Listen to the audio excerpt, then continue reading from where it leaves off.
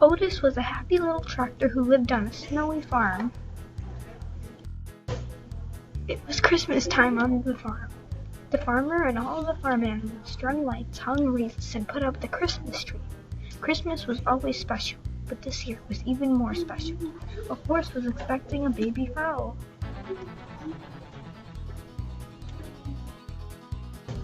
The animals got their traditional Christmas Eve special, hot bran mash with chopped apples and brown sugar. Otis got something special too. He got a shiny new horn.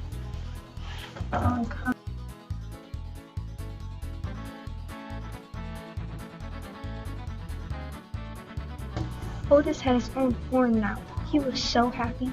He fell asleep, but soon woke up over a terrible sound. An Otis Christmas by Lorraine Long, retold by Diya.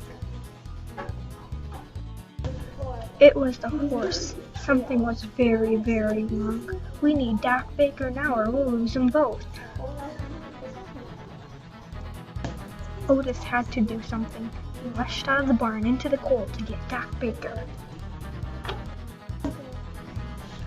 Otis went over many obstacles. He went up a cliff. He also went down a slippery trunk until he reached Doc Baker's house. Otis honked his horn many times before Doc Baker came back. Will they get back in time to help the horse? Read the book in the Hoover Library to find out.